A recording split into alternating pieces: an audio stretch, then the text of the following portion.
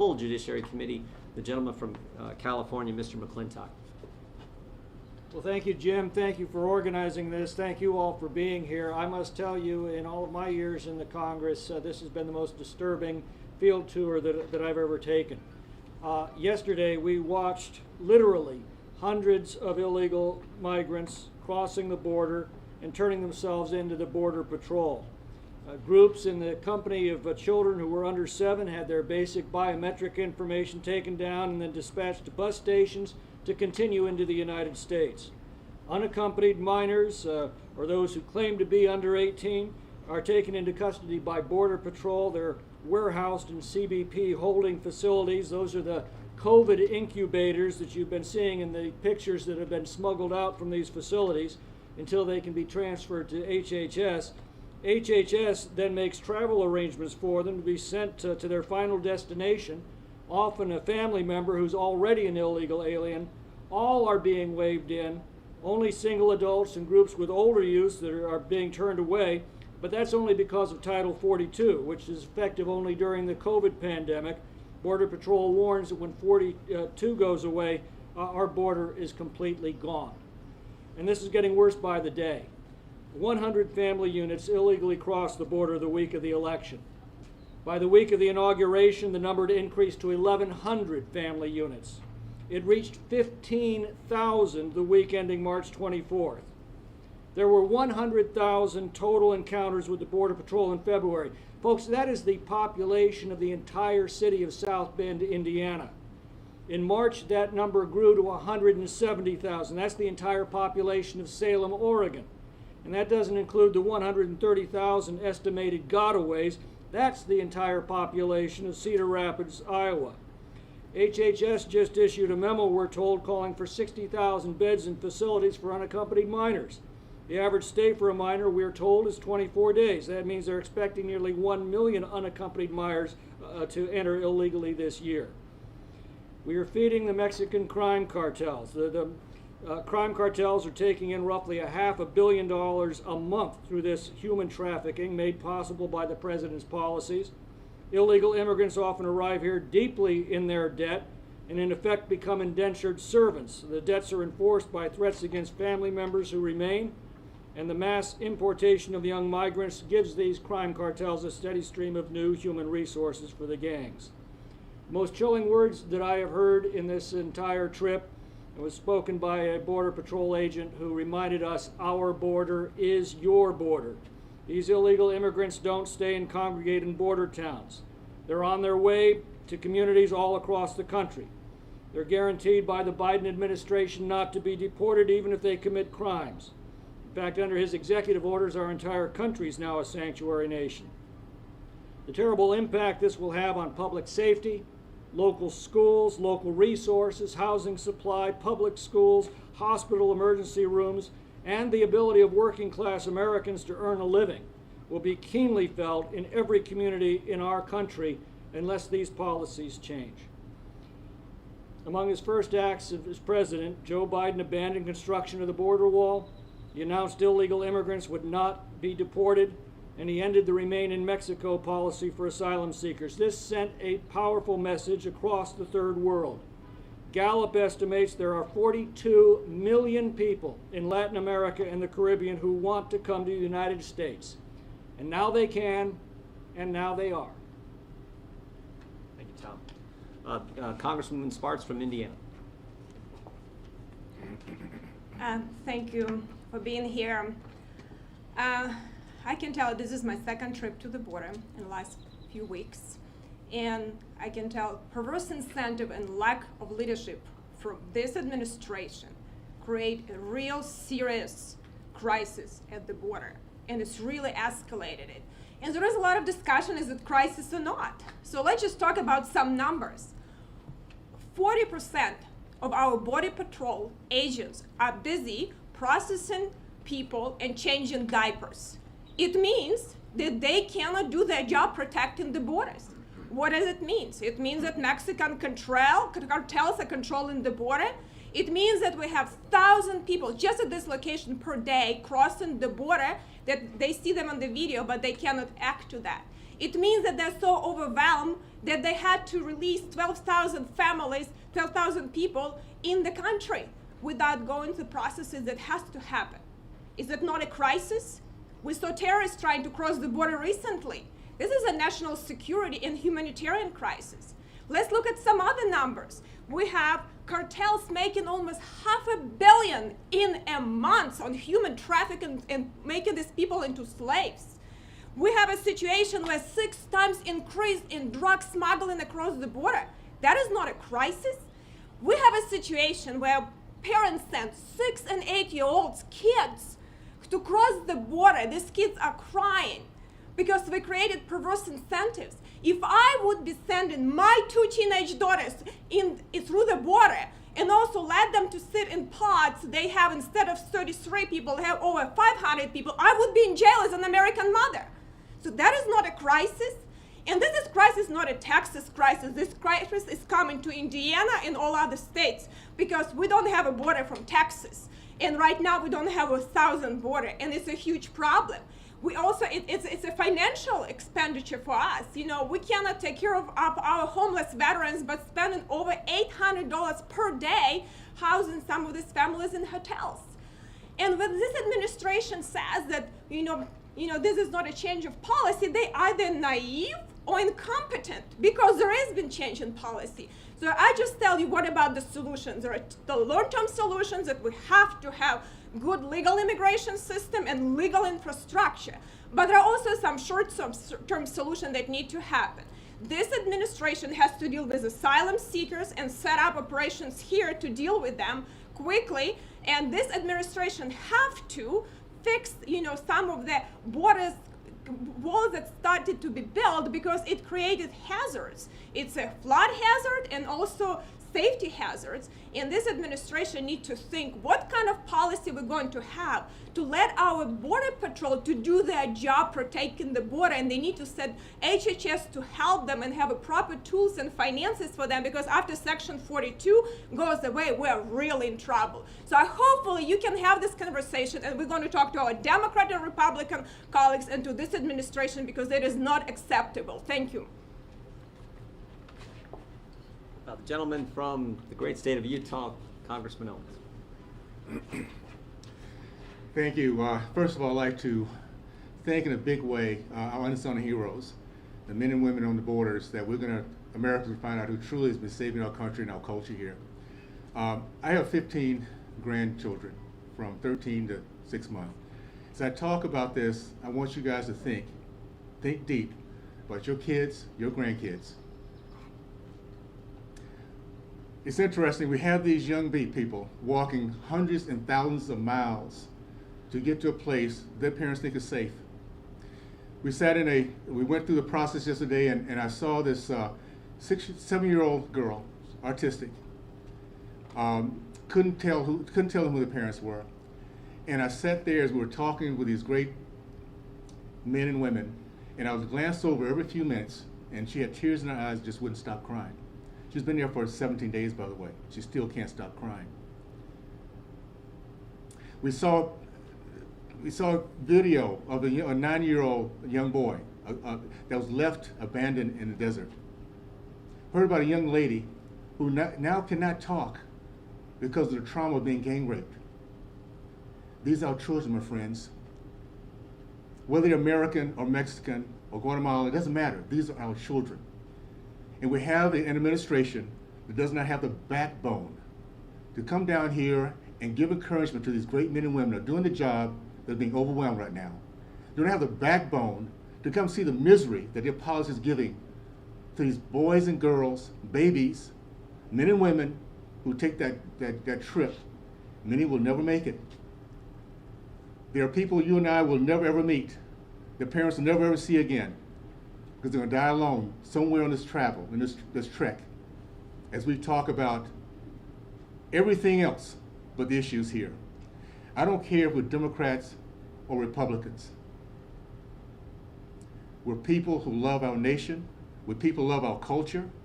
And this has been on purpose to a mass invasion of cultures that's not ours, that we don't give these young boys and girls a chance to assimilate. They can grow up and vote against every single thing we believe in. It's on purpose.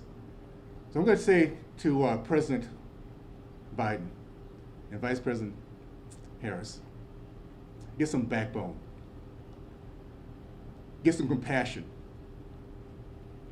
Come down to the border and see what mess you've made down here that we're trying to fight to save our nation.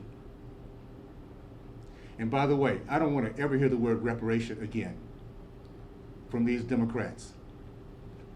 Reparation is for slavery 200 years ago. We're seeing slavery today. Human trafficking, my friends. Sex trafficking, my friends, today. And they turn their eyes away, close their eyes as if there's nothing happening. Let's get on as a country. Let's make sure this message goes out strong. And I don't care what side of the aisle we're on. We love our kids, we love our nation, we love our culture, and we're not going to let the hard left destroy it by bringing misery to our nation. Thank you. Congressman Biggs from Arizona. Thank you, Congressman Jordan. I'm so pleased to be with my colleagues today, be down on the border with them visiting this part of the border. I'm pleased with the roundtable we just had and appreciate the ranchers, the law enforcement, the policy advisors, the Border Patrol agents, representatives that were participating in that roundtable, give us some advice. Let me tell you, I've been down to the border many, many times. I've been down to this border when it's been under control, operational control, I would say, and then coming back here over the last day or so and seeing something that's horrific to see. It's not humane. The policies of this administration are inhumane.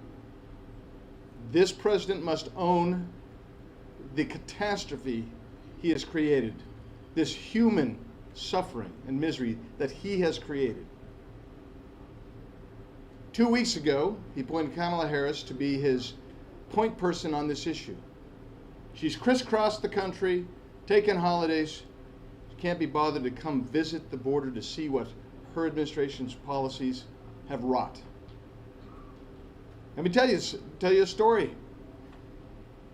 2 quick stories, then I'll tell you how you get out of this. Number one, small community in my state, Gila Bend, which is the number 2 right now for immigrants through that Tucson sector. Small community.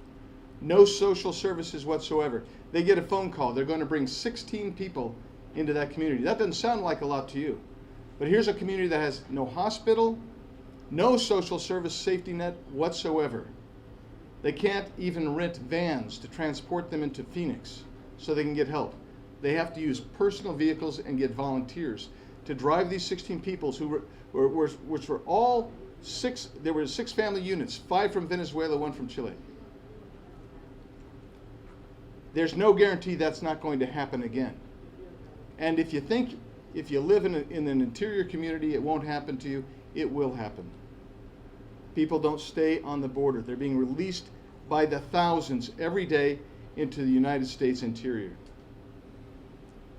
About a week and a half, 2 weeks ago, I was down in the Arizona border in a place called 3 Points near San Miguel. We saw there were 16 people on the other side of the border. The Border Patrol was trying to keep them in there because these are runners. These are drug runners. We didn't see anything else that day, but that night a group of 112 was apprehended, surrendered. In that group, the oldest person was 94 years old. 94. The youngest, 4 years old. No parents, no guardians, no siblings, no aunt and uncle, no cousins, no grandparents. Somebody put that 4-year-old into the hands of the ruthless sex, drug, and human traffickers that we call the cartels. The cartels are controlling our borders. No person crosses this river without the cartels knowing about it and approving of it. And the same is said on the nearly 2,300 miles of this border. There are some things that need to happen to bring this under control and get our nation back, quite frankly. The first one is this president has got to stand up and say, no, you cannot come into our country. We will send you back. You must come legally. It is his voice that said during the campaign, he wanted to see a, quote, surge on the border, close quote. You must take that stand. Then the second thing he must do, he must reinstitute the MPP program. He needs to get back to Mexico. That's why the president of Mexico says, this is Biden's mess. It is Biden's mess. He needs to re-engage with the Northern Triangle states of Guatemala, Honduras, and El Salvador. And he needs to make sure that they're engaged just like they were in the PACE program. He needs to rescind the $1,400 per illegal alien incentive from the COVID package. And quite frankly, what he could do that would be incredibly effective is to instruct the asylum or the immigration judges to not worry about the asylum backlog. There are hundreds of thousands of those people already in the country that are waiting for a court hearing. Guess what? They're not coming back to court. But we have people on the border today who are coming across because of the promise of asylum that this administration has given. You can establish those courts.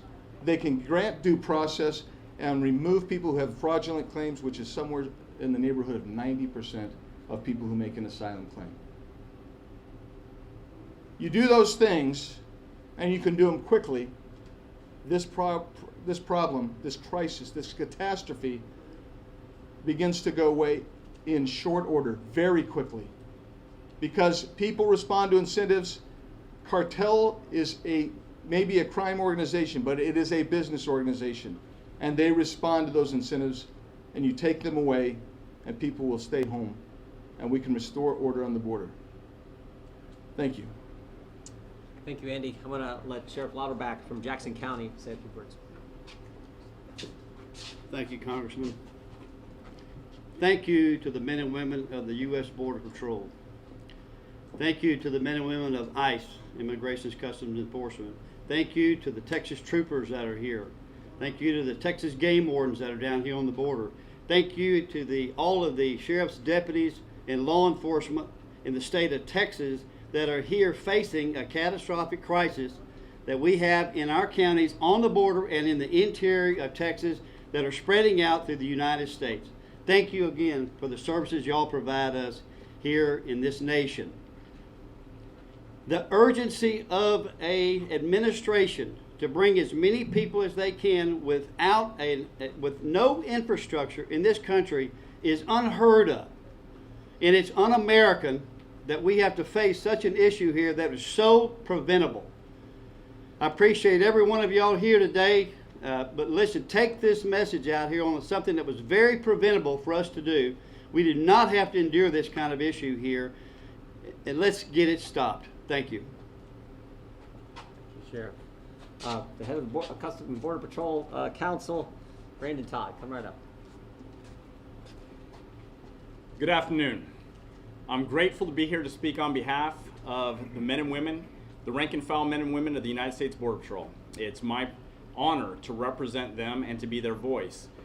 I want to talk about this is an issue of illegal immigration, not legal immigration. We have to have an open and honest conversation if we're going to solve the problem. And that's what we want. We want to solve the problem. We understand that as long as the catch and release, what has been dubbed as the catch and release program, continues to go on, people are going to cross our borders illegally. If they know that they can cross our borders and that they're going to be released into the United States, they are going to continue to come. We have to stop that magnet. We have to remove that magnet from the pool. I had the opportunity to listen to Real Emotion today from Congressman Burgess talking about children and how inhumane it is to incentivize putting children into the hands of criminal cartels. He just talked about children walking hundreds, maybe even 1,000 miles to get to this country. That is inhumane, and that is policy driven. And we can, in fact, end those policies to ensure that we have a legal system, a legal immigration system. I'm grateful to be a citizen of the greatest country in the world. We are the most compassionate country that there is. We allow on average more immigration, legal immigration into this country than any other country. But we have to be aware of the detrimental effects of illegal immigration.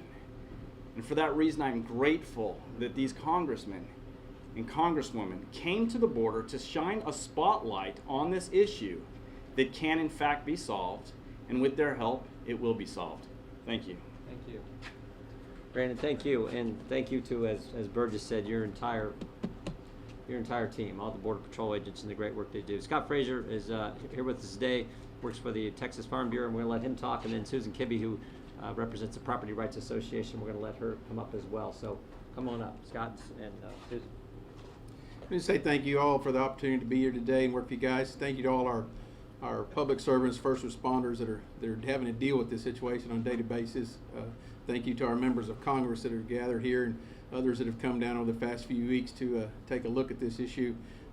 The biggest thing I probably want to share with the rest of the folks out there in the countryside is that these folks crossing right now that are being released, vast majority aren't going to stay in these neighborhoods locally along the border. They're going to spread out to virtually every city in this country. And most of our public services are stretched pretty thin right now. And a lot of these folks, coming across, most of them aren't highly skilled, highly educated, going to have not going to be brain surgeons or something in the next few days in our hospitals. Most of them are going to require social services of some kind as they spread out. They're going to test the folks and take away from folks in your neighborhoods and, test your food banks. They're going to try your hospitals, going to try your education systems, your schools. And that's all something that we just really don't need, and there's no cause to have to do this right now. I really believe that we're going to see this is going to hurt all of our social services, our social needs that we've been working on. Had people in our areas, and especially larger urban areas that have these needs, and they're going to go unmet. We're not meeting them now, and then we add a whole bunch more people that have all the same needs. It's just going to magnify that problem. Again, thank you so much for the opportunity to come down. I don't think this was in any way an accident. I think it was planned, and we're seeing it the plan work forward. So thank you. Thank you, Scott. Susan, come right up. Good afternoon. My name is Susan Kibbe. I'm the Executive Director of South Texans Property Rights Association that was formed back in 2006 because of border security and immigration reform issues that affect landowners here on the border and north in the checkpoint counties. I'd like to ask President Biden and his administration to take back control of the border, take it back from criminal cartels. Let Border Patrol get back to the work that they were hired to do, catching criminal aliens that are currently traversing private property as we speak. Thank you for being here today. I appreciate the opportunity from this delegation to allow me time to speak and share the landowner experience. Thank you. Thank you, Susan. All right, we can take a few questions if you like. First hand up. Hi, Congressman. Thanks. Were any Democratic congressmen We invited.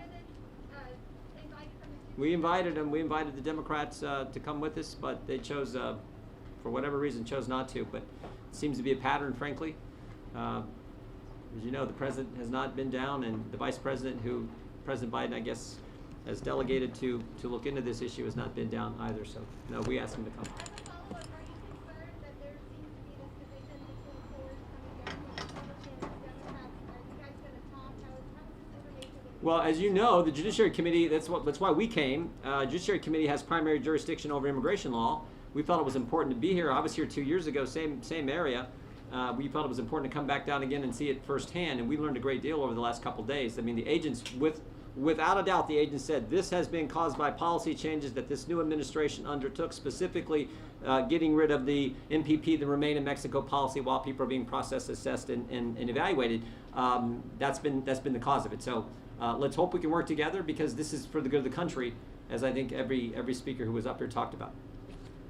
Just wanted to add, I actually just went with 7 Democrat members to El Paso. I was the only Republican who went, and I asked them to come with Republican next time.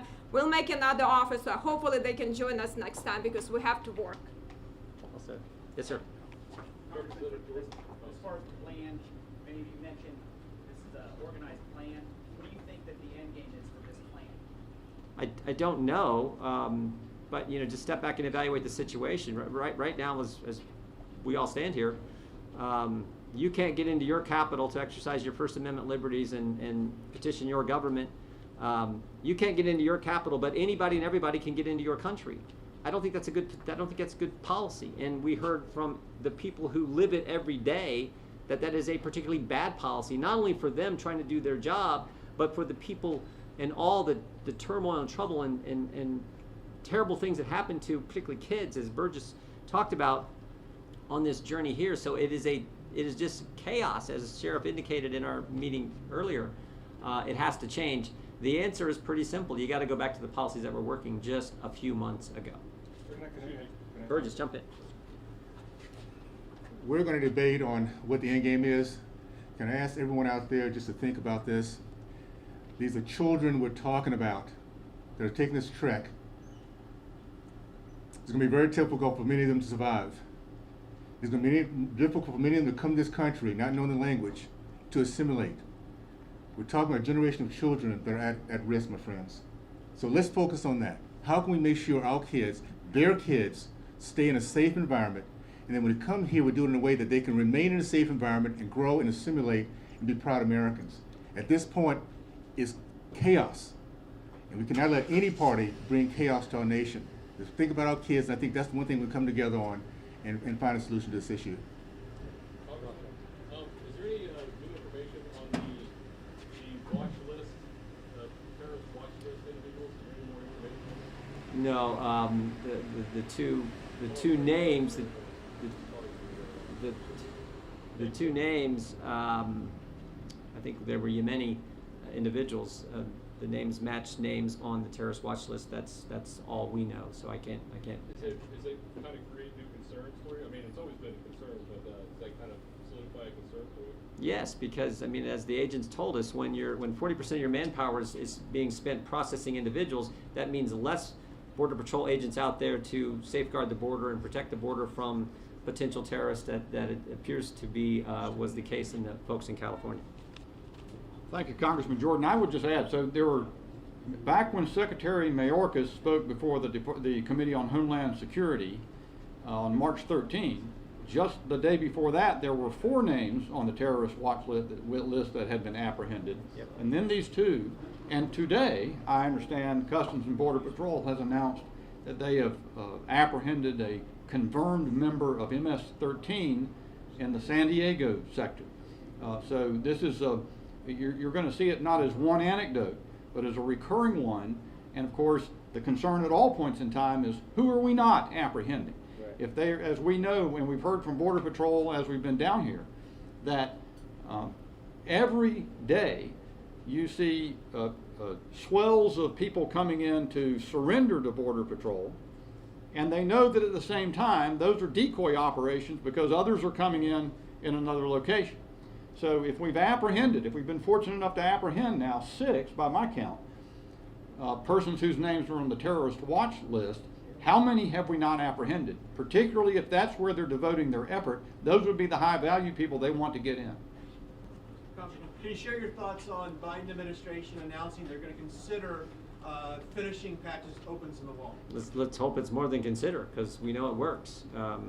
Again, that's another message we got loud and clear from the agents. They say walls work because walls force the people who are coming to come to ports of entry where you can actually process and look at things in a legal way, in a way consistent with the rule of law. So let's hope that is not just talk yesterday or the day before when they mentioned it, that they're actually going to put that policy back in place. We can take a couple more. Can I just add real quick on that?